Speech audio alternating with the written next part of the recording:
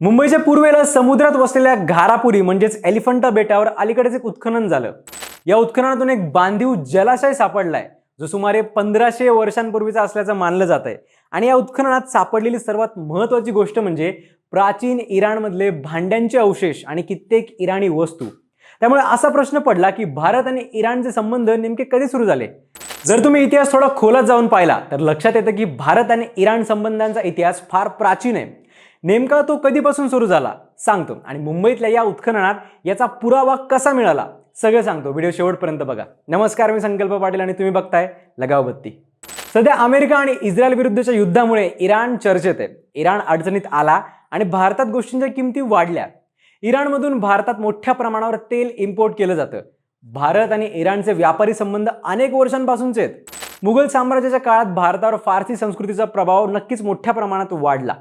मुघल हे मूळचे मध्य आशियातून भारतात आले होते, पण कालांतराने त्यांच्यावर पर्शियाचा म्हणजेच आजच्या इराणचा प्रभाव वाढत गेला।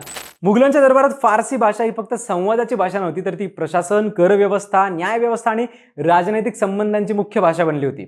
16व्या आणि 17व्या शतकात मुघल दरबारात फारसीतूनच कामकाज केलं जायचं। अनेक इतिहासकार सांगतात की मुघल शासक फक्त फारसी बोलत नव्हते, तर ते त्या भाषेतूनच विचार करत होते। यावरून तुम्हाला त्या भाषेचा आणि संस्कृतीचा प्रभाव किती खोल होता याची कल्पना येईल। हुमायून, अकबर, जहांगीर, शहाजहान आणि औरंगजेब या सर्वांनी इराणमधले विद्वान, कवी, कॅलिग्राफर्स, डॉक्टर्स, चित्रकार आणि कारागीर यांना आपल्या दरबारात स्थान दिलं। त्यामुळे भारतात फारसी साहित्य, सुफी विचारधारा, इतिहास लेखन आणि नीतिशास्त्र यांचा प्रसार मोठ्या प्रमाणावर झाला। मुघलांच्या काळात फारसी भाषेतून मोठ्या प्रमाणात साहित्य निर्मिती झाली। या भाषेच्या आधारावरच मुघलांनी आपले साम्राज्य टिकवलं आणि विस्तारलं असंही काही इतिहासकार मानतात। कलेच्या आणि वास्तुशास्त्राच्या क्षेत्रातही हा प्रभाव स्पष्ट दिसतो। मुघल वास्तूंमध्ये दिसणाऱ्या कमानी, बागांची चारबाग रचना, पाण्याच्या नळ्या आणि फाउंटनची मांडणी, गालिचे, सतरंजा, नक्षीकाम या सगळ्यांवर पर्शियन शैलीची छाप आहे।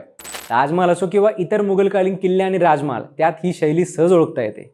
व्यापाराच्या बाबतीत सुद्धा भारत आणि इराण यांच्यात मजबूत संबंध होते। भारतातून कापड, मसाले, साखर, नीळ आणि मौल्यवान रत्न इराणमध्ये एक्सपोर्ट केली जात होती। त्याच्या बदल्यात इराणमधून भारतात घोडे, सुकामेवा, रेशीम, धातू, काचेची भांडी आणि शस्त्र इम्पोर्ट केली जात होती। पर्शियातल्या कोम, इस्फहान आणि ताबरीज या भागांमधून उत्कृष्ट दर्जाचे गालिचे आणि वस्त्र भारतात येत असायचे। या व्यापारात कंदाहार या शहराचं महत्त्व खूप जास्त होतं। कंदाहार हे भारत आणि इराण आणि मध्य आशिया यांना जोडणारं एक सेंटर होतं। त्यामुळेच मुघल आणि सफाविद साम्राज्य यांच्यात कंदाहारवरून बरेच संघर्ष झाले, कारण ज्याच्या ताब्यात कंदाहार तोच त्या व्यापारावर नियंत्रण ठेवू शकत होता। आता भारतासोबतचे इराणचे संबंध सांगणारा 1500 वर्षांपूर्वीचा जो पुरावा मुंबईच्या उत्खननात मिळालाय त्याने तरी सिद्धच होतं की भारत इराण संबंध व्यापाराच्या दृष्टीने किती मजबूत होते। कारण या उत्खननात इराणी बनावटीचं जलाशय सुद्धा सापडले। हा जलाशय दगड आणि विटांनी बांधलेला असून त्यामध्ये पाणी साठवण्यासाठी अतिशय नियोजनबद्ध अशी रचना करण्यात आली होती।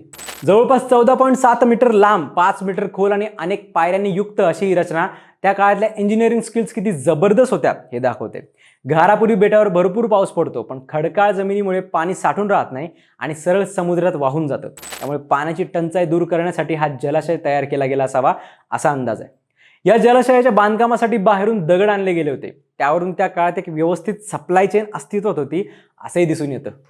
जलाशयासोबतच कित्येक इराणी वस्तू, टॉर्पिडो जार, इंडो मेडिटेरियन ॲम्फोरा आणि काचेच्या वस्तूंचे तुकडेही सापडलेत। यामुळे स्पष्ट होतं की एलिफंटा बेट हे एकेकाळी इंटरनॅशनल बिझनेसचं सेंटर होतं। हे फक्त धार्मिक स्थळ नव्हतं, तर ते एक ट्रान्झिट हब होतं, जिथे भारत, पश्चिम आशिया आणि भूमध्य प्रदेश या भागातले व्यापारी येत असायचे। त्या काळात समुद्रमार्गे व्यापार खूप मोठ्या प्रमाणात होत होता। एलिफंटासारखी बेटही व्यापाऱ्यांसाठी विश्रांतीची ठिकाणं होती, पण त्याचबरोबर ती आर्थिक व्यवहारांची आणि नेटवर्किंगची सुद्धा केंद्र होती। लेणी ही फक्त धार्मिक स्थळ नव्हती, तर ती व्यापाऱ्यांसाठी सुरक्षित जागा आणि व्यवहारांची ठिकाणं होती। या सगळ्या पुराव्यांमुळे एक गोष्ट स्पष्ट होते की भारत कधीच आयसोलेटेड नव्हता। मुघलांच्या आधीपासूनच भारताचे इतर देशांशी संबंध होते।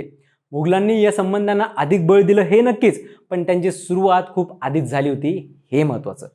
व्यापार, संस्कृती, कला आणि तंत्रज्ञान यांच्या माध्यमातून भारत नेहमीच जगाशी जोडलेला होता। इतिहास फक्त राजे, युद्ध आणि सत्ता बदल यापुरता मर्यादित नसतो। तो सांगतो कसा एक देश दुसऱ्या देशाशी जोडला जातो, कशा प्रकारे वेगवेगळ्या संस्कृती एकमेकांमध्ये मिसळतात आणि कसं एक छोटंसं बेट सुद्धा जागतिक व्यापाराचा केंद्रबिंदू बनू शकतं।